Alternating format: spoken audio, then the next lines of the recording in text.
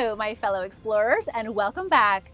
Imagine a place where ancient Vikings clashed with hidden worlds, where gods vacationed in flying chariots, and where modern superpowers are still fighting over real estate. I'm talking about Greenland. It's not just a giant ice cube, it is a treasure trove of secrets, history, and enough wild theories to make your head spin. Maybe that's why a certain president wants it so badly. Let's take a look at what's going on under all of that ice.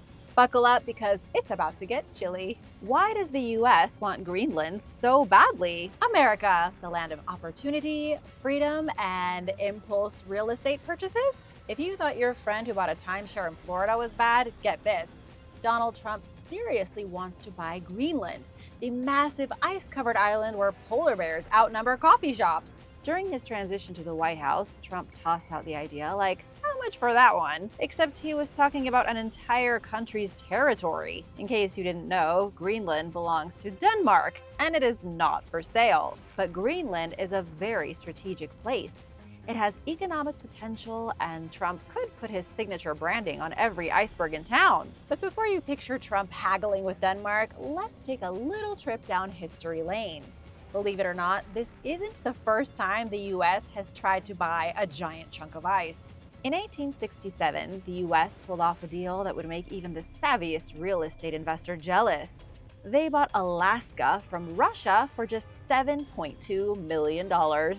The US got an entire state larger than Texas, California, and Montana combined for what would now buy you like half of a studio apartment in Manhattan. And that's if the studio apartment is haunted and has questionable plumbing. At the time, people called it Seward's Folly after Secretary of State William Seward, because why on earth would anyone pay for a frozen wasteland? It wasn't such a folly when the US struck gold, oil, and fish, and Alaska turned out to be a jackpot of resources. Score! With that success under their belt, American leaders figured why stop there? In 1868, William Seward tried to go for round two, eyeing Greenland and Iceland like a guy at an all-you-can-eat buffet. Denmark, however, wasn't exactly in a selling mood. They refused to let go of Greenland, while Iceland is its own country and also wasn't interested in being purchased. Fast forward to the 1910s, and the US tried again. This time, President William Howard Taft, a guy so big they had to build a custom bathtub for him in the White House, thought buying Greenland was a genius move. Denmark was still not having it, and no deal went through. Meanwhile, the Soviet Union was out there making its own Arctic purchases. Instead of launching military invasions, they bought coal mines on the Norwegian archipelago of Svalbard. Then came World War II. And suddenly Greenland wasn't just some icy afterthought, it was a prime military asset. The Nazis, being the overachievers they were, tried to set up secret weather stations there. Knowing the weather in the Arctic helped them plan attacks on Allied ships. Who doesn't need a secret Arctic weather station to plan world domination? It's like Evil Villain Starter Kit 101. The US wasn't about to let it happen. In 1941, President Franklin D. Roosevelt made a bold move. He signed a deal with Denmark to protect Greenland from German influence. And by protect, Roosevelt meant build military bases all over the place. This wasn't a real estate purchase, but it was the next best thing. Denmark technically still owned it, but the US could do whatever it needed for defense. After World War II, Greenland wasn't going back to just being that place where it's really cold. The Cold War turned it into a prime location for early warning radar systems because the Arctic was a potential route for Soviet nuclear attacks. In 1951, the US and Denmark expanded their defense agreement, allowing American military operations to continue in Greenland. Since then, the deal has been updated periodically, with the most recent revision in 2004. While Greenland isn't American soil by any means, the US has been camping out there for decades. Check out my recent video on finds in the ice to learn about Camp Century and the nuclear funhouse the US military built under Greenland in the Cold War. Trump's whole idea to buy Greenland isn't quite as new or as unprecedented as a lot of people think. The US has been actively trying to wrestle Greenland from Denmark since 1868, and Trump isn't the first president to try buying it. Just as a side note, as for the whole Canada becoming the 51st state thing, let's not forget that Canada helped the British defeat the United States in the War of 1812 and burn down the White House. But that was a long time ago. So can Trump really buy Greenland? Unlike in 1867, when Russia was desperate for cash and couldn't wait to offload Alaska, Denmark isn't struggling. Plus, Greenland now has an indigenous population with a say in their own future. And surprise, they don't want to be sold like a secondhand couch on Craigslist.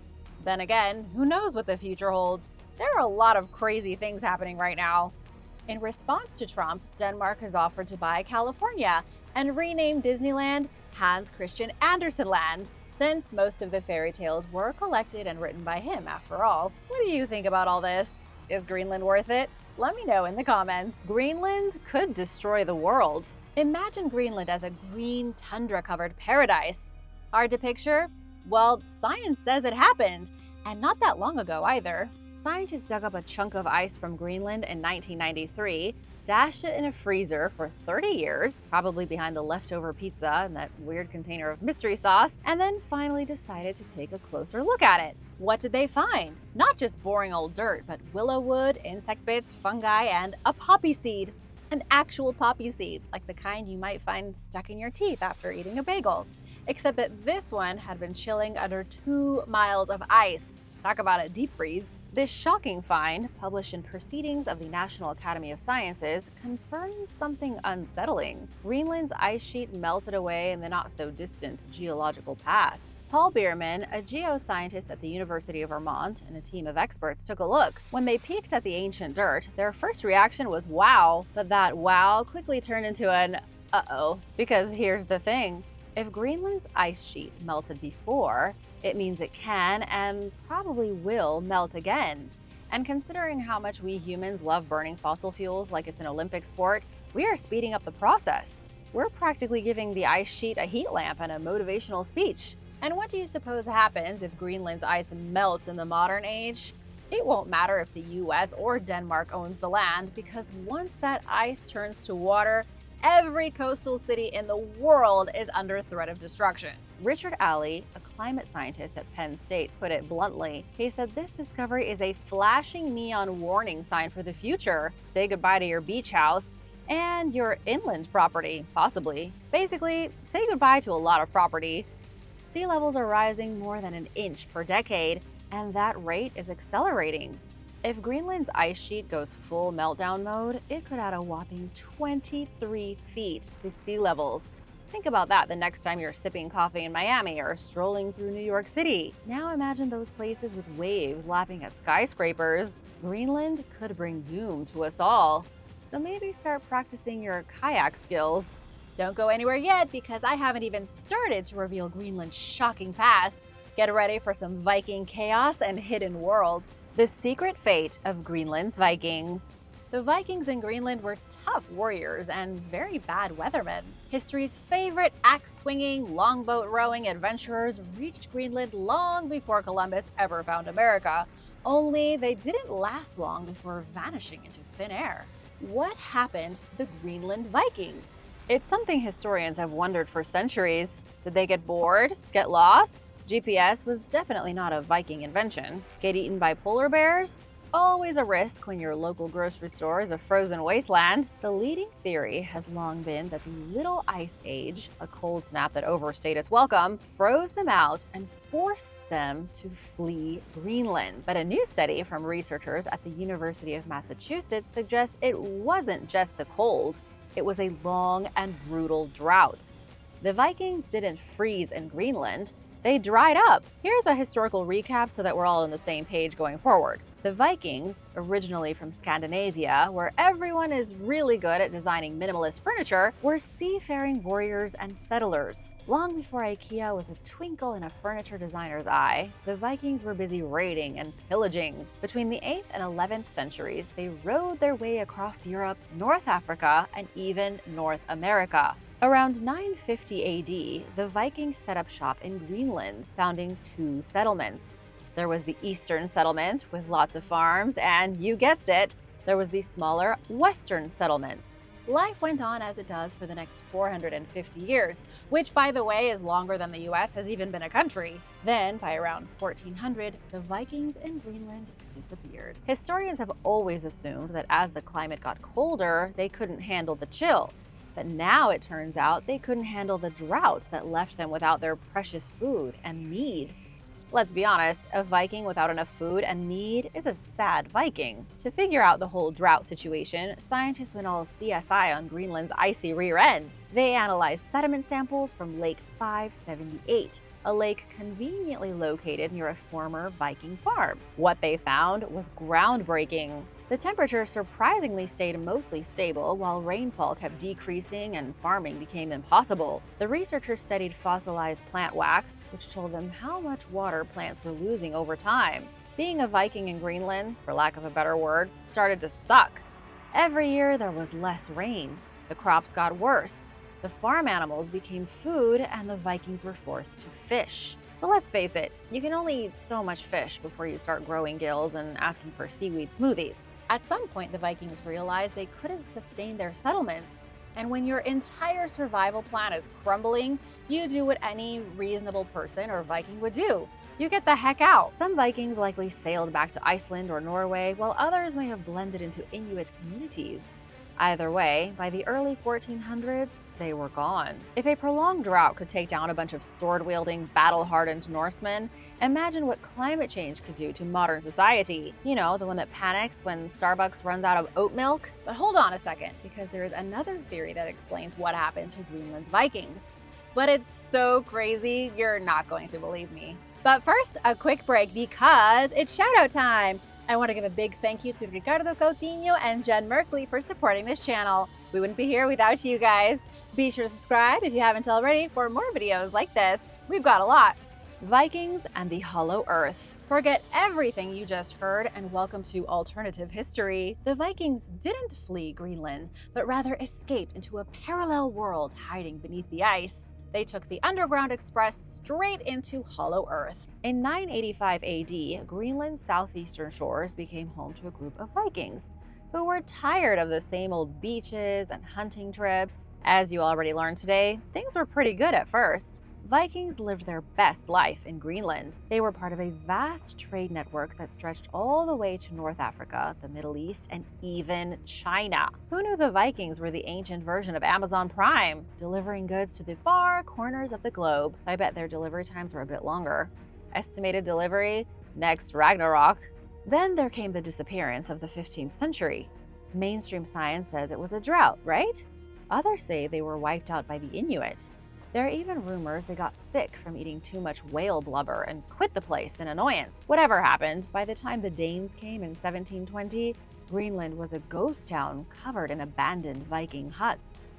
Here's where the script flips. What if the Vikings didn't vanish at all? What if they fled into a secret underground realm that is still hiding beneath Greenland? In case you're not familiar with the Hollow Earth theory, which you probably aren't unless you're deep into obscure history and late-night YouTube rabbit holes, here's the gist. Some people think there is a whole underground world beneath our feet, like a big old Earth-sized molehill waiting for adventurous souls to discover its hidden treasures. And apparently there is an entrance to this secret world in Greenland, one that the Vikings found. The theory of the Hollow Earth got its start in 1692 when Edmund Halley, the same guy who gave us Halley's Comet, decided the Earth is hollow. Edmund was a scientific rock star, someone who was taken seriously by other academics. When he said the Earth is made up of concentric spheres like a giant onion, people believed him. It was Edmund's theory that under our feet is a secondary level of the world, with its own creatures and light source and civilizations.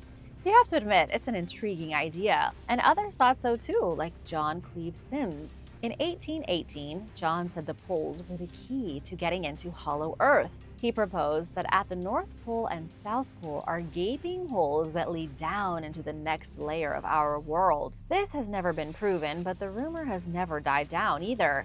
People have been searching for a way into the Hollow Earth for more than 200 years. In the 1920s, a guy named Marshall B. Gardner argued that the Inuit might be the descendants of people who came from Hollow Earth. How crazy is that?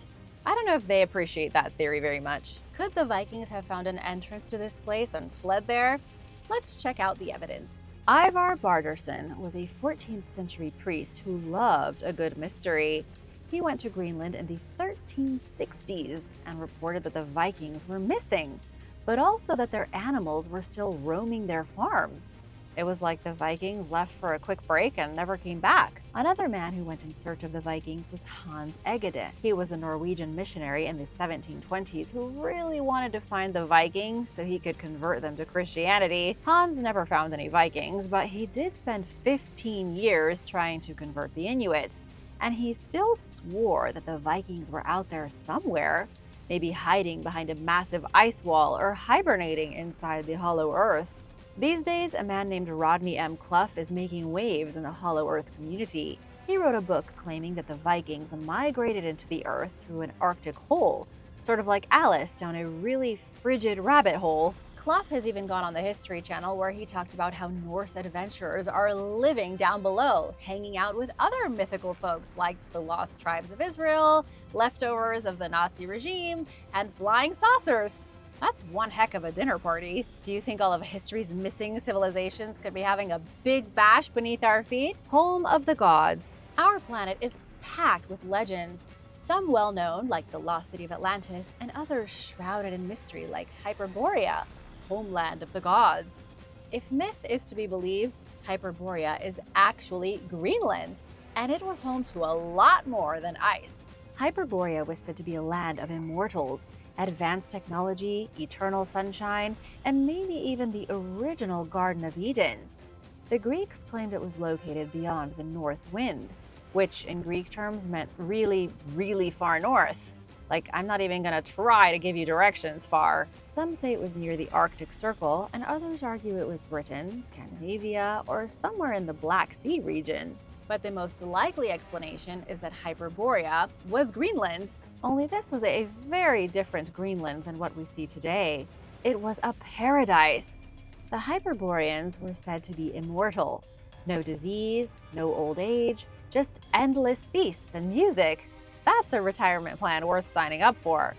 The Hyperboreans lived in a theocracy ruled by 3 priests of Apollo. The sun never set, bathing the land in eternal daylight, and Apollo himself supposedly took vacations there in his flying chariot. Hyperborea wasn't just some peaceful, hidden utopia, it was also said to be a major rival of Atlantis.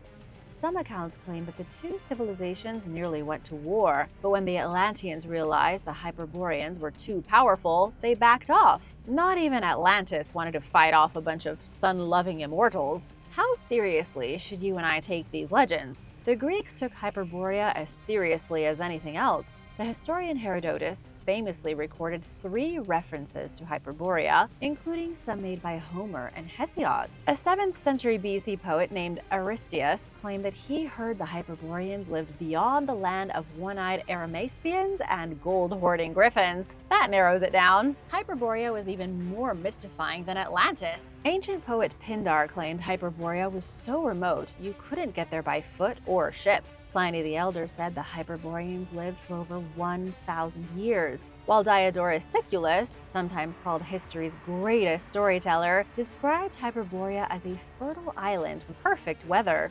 Scientists already revealed that Greenland's ice melted more recently than anyone had imagined. Maybe it truly was home to a vast empire. Maybe Hyperborea and Atlantis are the same place, and the ruins are hidden under Greenland's ice. Lost civilization in Greenland. They said it couldn't be done. They said humans couldn't survive there, but someone did, thousands of years ago, in a place that makes polar vortex sound like a light breeze. There aren't many ruins in Greenland, but there is one worth mentioning. It's located deep in the remote frozen wilderness of northern Greenland, where the icy winds howl across the desolate fjords. Here lies one of the Arctic's most fascinating archaeological sites. It's called Delta Terracerni. It's apparently Danish for Delta Terraces. Discovered in 1948 by Danish explorer and archaeologist Egil Knuth, this prehistoric site is a time capsule dating back more than 4,000 years. It's perched near the head of Jørgen Brøndlund Fjord in Eerie, one of the northernmost land masses on the planet. This ruin is basically sitting on top of the world. You can't get much higher without being in space. The site is huge, a vast expanse of beach terraces layered like natural steps, where ancient Arctic people once built their homes and stored their food. The site consists of 5 terraced levels ranging from 16 to 75 feet above sea level. This may just be the oldest, coldest, and most northern ruin that'll ever be found.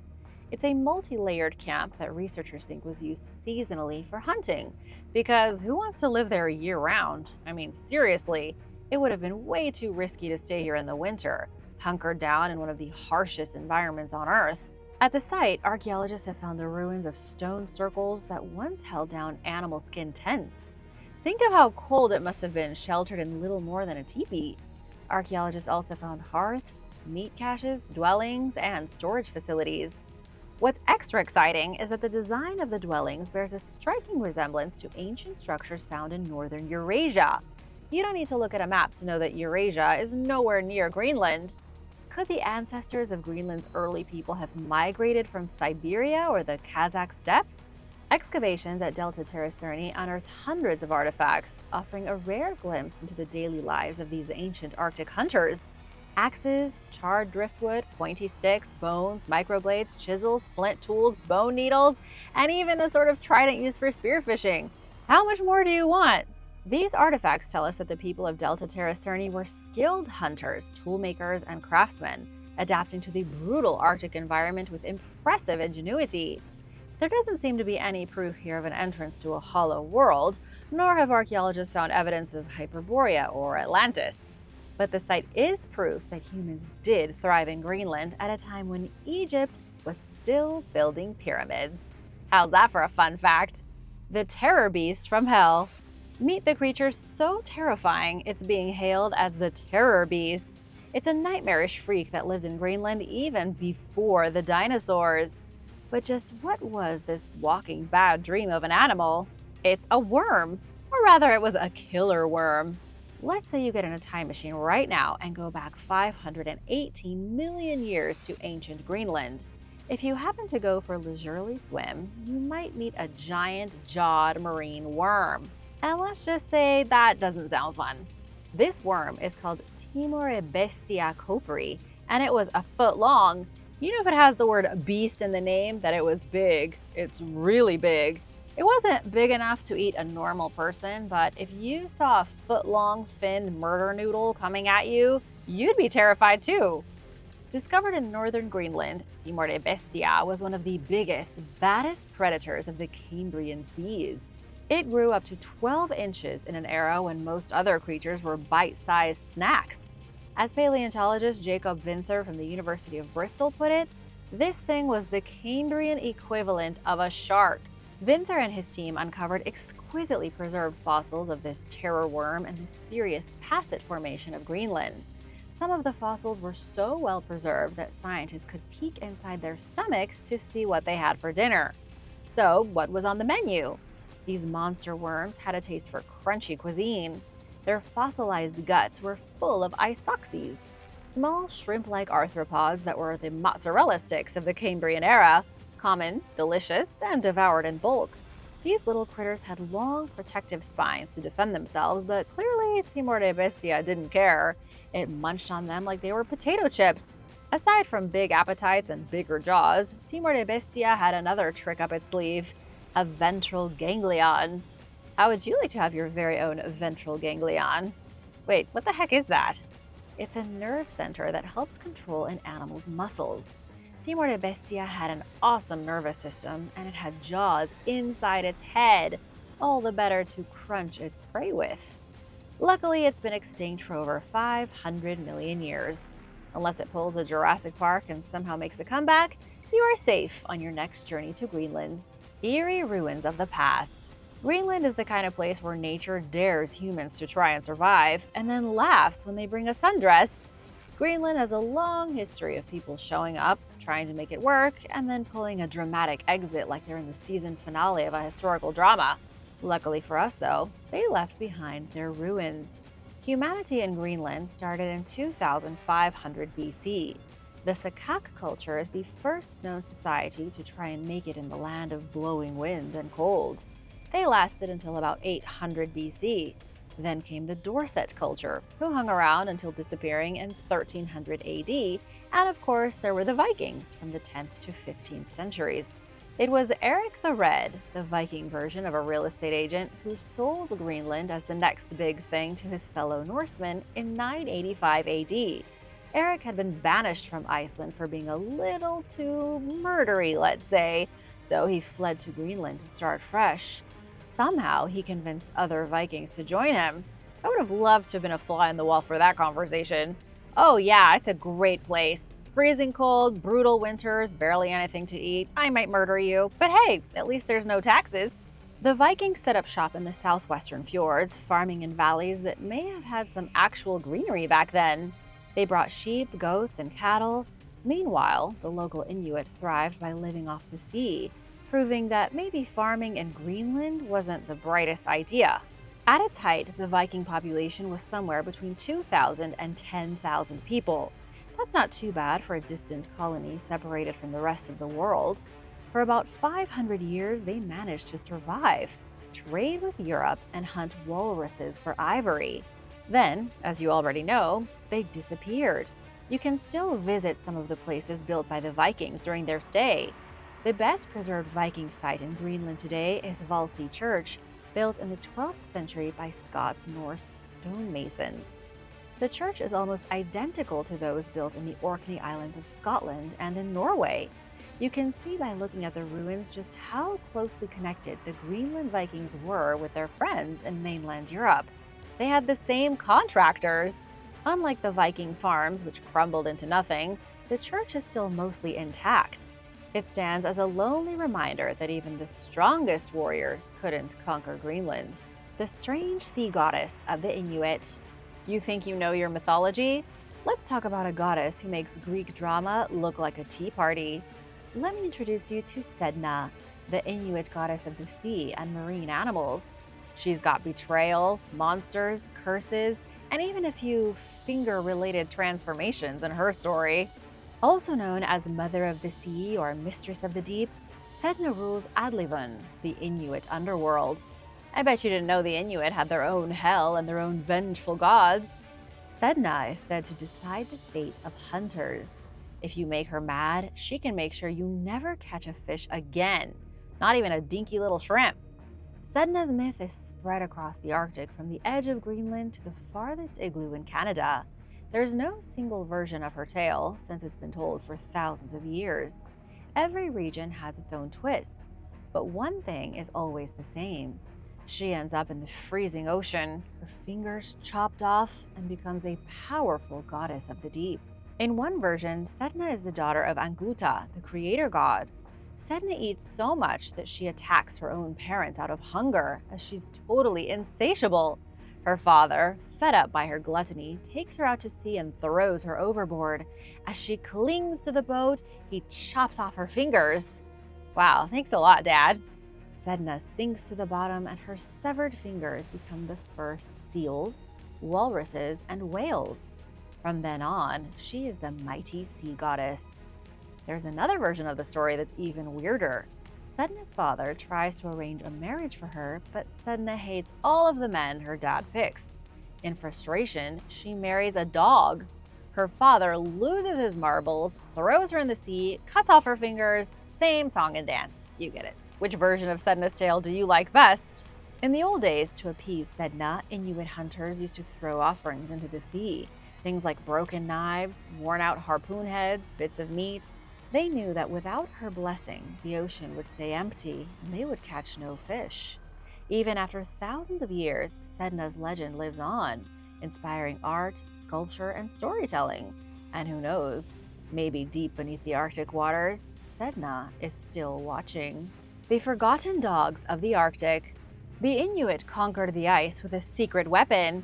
It wasn't the power of their mighty sea goddess, but rather something fuzzier, cuter, and a lot less mythical. Could you trek across the frozen, unforgiving landscapes of the Arctic on foot, braving blizzards, sub-zero temperatures, and having no clear path forward? The Inuit couldn't either, which is why they brought their dogs along for the ride. Archaeologists now believe that when Inuit ancestors migrated from Alaska and Siberia into the North American Arctic and into Greenland, they didn't rely on local dogs already living there. Instead, they brought their own specially bred sled dogs. The canines of the Inuit ancestors were stronger and faster than anything that had come before. These dogs didn't just help them survive, they helped them expand across the Arctic at an unprecedented speed.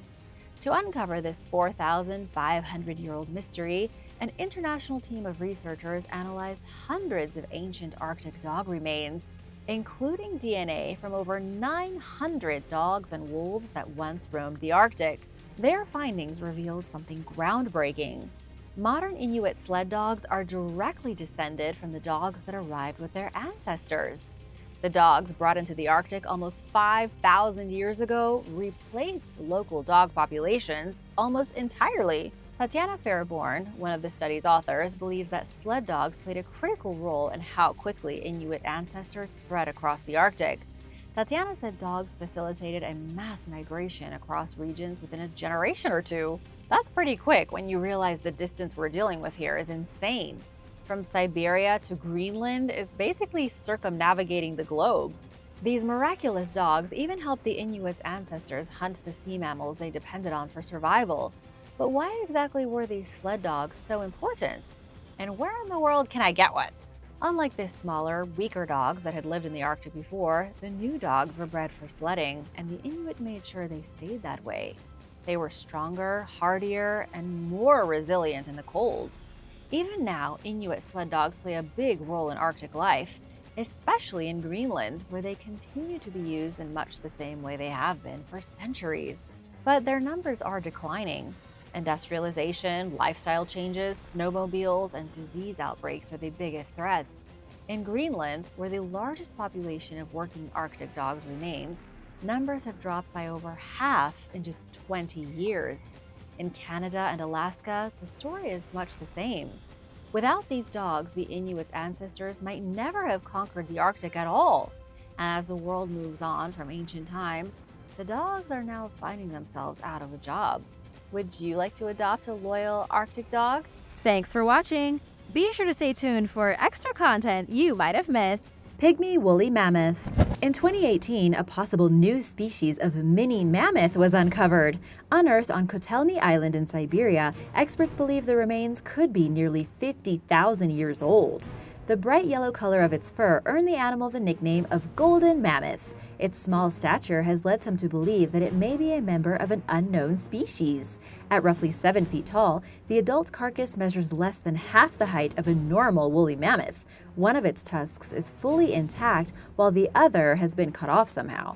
Dr. Albert Protopopov, the renowned paleontologist famous for studying many frozen animals in Siberia, stresses that it is the carcass of an adult, not a young mammoth, and stated plans for the remains to be excavated in the near future. Until this discovery, the only other remains of mini mammoths that had been discovered were just bones.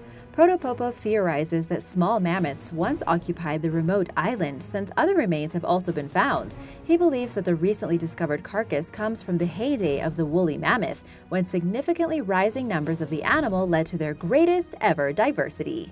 Ancient viruses. Great, something else we have to worry about. Viruses that have been frozen in time that might any day be released into the modern world. In 2015, American and Chinese scientists went to Tibet and collected samples of the world's oldest glacial ice. They obtained two 15,000-year-old ice cores from 164 feet down and decontaminated the samples. Microbiology techniques revealed 33 virus groups, including 28 never-before-seen ancient viruses. The team recently published their findings to share them with the world, so you're welcome. They gathered the samples at altitudes of 20,341 feet and 21,818 feet. Each ice core's environment therefore differed in terms of air temperature, UV radiation, and oxygen concentration. These factors undoubtedly influence the microbial communities and reflect different climates from the past. The researchers theorize that as the world's glaciers sink, they will release microbes and viruses that have been frozen in ice for thousands of years, leaving scientists with a lack of preserved specimens to learn from. Even more alarmingly, the team suggests that melting glacier ice could release prehistoric pathogens into the environment. Studies like this are helping scientists better understand viral and microbial evolution. They are also gleaning potentially useful information for developing accurate predictive climate change models based on past events. Antarctic dinosaur. Paleontologists working on frozen Mount Patrick in Antarctica found what they described as an ice fossil popsicle containing the remains of an enormous, previously unknown dinosaur. The new species of sauropodomorph was found over 4,000 feet high. Sauropodomorphs were the biggest things around back then, with this example estimated to be 22 feet long. They had long necks and were herbivores, living in the early Jurassic era some 190 million years ago. This latest find was named Glacialosaurus hammeri in honor of fossil hunter Professor William Hammer. The continent of Antarctica used to be part of what's called the Jurassic Freeway. It refers to a time when territories such as Africa and Australia were joined together and dinos could simply walk between them. It all ended when the land broke up and the climate changed. Antarctica used to be a whole lot warmer and had the perfect climate for creatures and plants to prosper, including this large dinosaur. The strange thing is that this massive G. hammeri was encased in a popsicle made out of rock as well as ice. A dinosaur popsicle. Who knew? The long ago person. On August 14, 1999, 3 Canadian sheep hunters discovered human remains on a melting glacier in British Columbia near the Yukon border. Near the man were a walking stick, bones, and a fur garment. The sheep hunters notified authorities at the Beringia Center, a Yukon Territory museum, about their discovery. Because the remains were found in traditional Champagne and Aishihik First Nations territory, their representatives were also notified and dispatched to the site. There, they found the incomplete skeleton of a man whose skull was missing. They named him the long ago person found in the traditional Champagne and Aishihik language. The First Nations and the British Columbia government jointly agreed to manage the discovery together, ensuring that scientific research could be carried out while respecting Indigenous values and customs. Researchers determined that long ago man lived around 1700 AD, or roughly 300 years ago. He was a young, healthy man between the ages of 17 and 22 when he died, indicating that an unexpected accident took his life. The iron blade knife and spear thrower discovered alongside him suggested he was a hunter. His other personal belongings included a robe made from 95 gopher skins, a beaver skin bag, a walking stick, and a spruce root hat. Digestive tract analysis showed that he ate beach asparagus and shellfish during his last hours, meaning he likely started his journey near saltwater. In fact, he consumed shellfish for most of his life, only switching to meat a month or 2 prior before he perished. Scientists posited the theory that he grew up near a coast, spent some of his last months in Canada's interior, then once again relocated to the coast shortly before his death. DNA evidence traced the long ago man to 17 of his living relatives, but researchers are uncertain of his journey's purpose and destination. In 2001, scientists returned the man's remains to the Champagne and Aishihik nations, who cremated him and returned the ashes to his original resting place. Yukon horses. There's a lot going on in Canada. In 2003, scientists exploring Canada's Yukon territory spotted a piece of bone jutting out of the frozen ground. It was too old for radiocarbon dating, but it turns out that it was from a horse. The permafrost had preserved some DNA, and when they were finally able to reconstruct its genetic code, they made a shocking discovery. The animal was around 700,000 years old. This changed the game in terms of the Equus lineage, all horses, donkeys, and zebras. Experts disagree over their evolution, and you know how intense scientific debates can get. The genus called Equus were believed to have been on the planet for around 2 million years.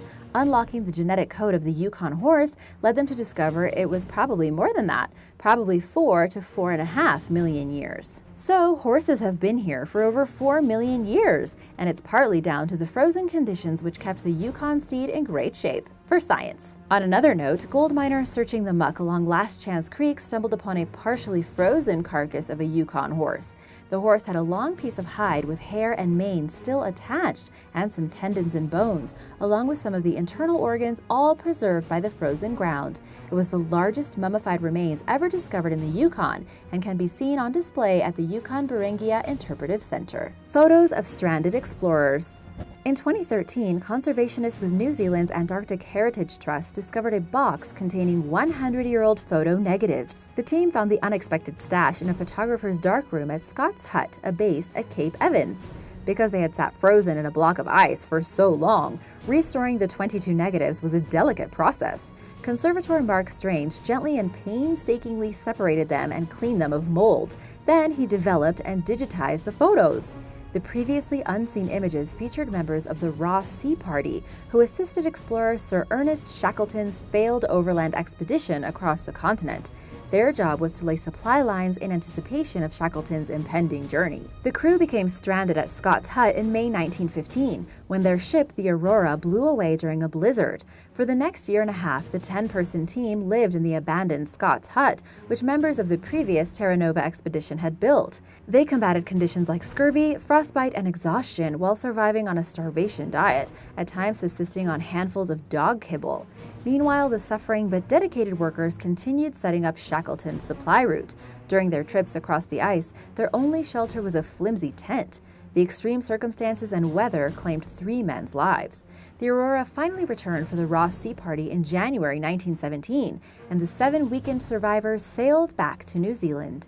The negatives discovered in 2013 offered an eerie glimpse at some of the crew, including Chief Scientist Alexander Stevens, and of the ominous landscape they would call home far longer than planned. Message in a bottle.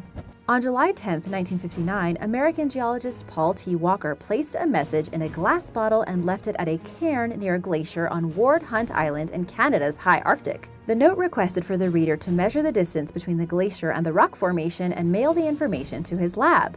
Walker's aim was to measure if and how much the glacier retreated.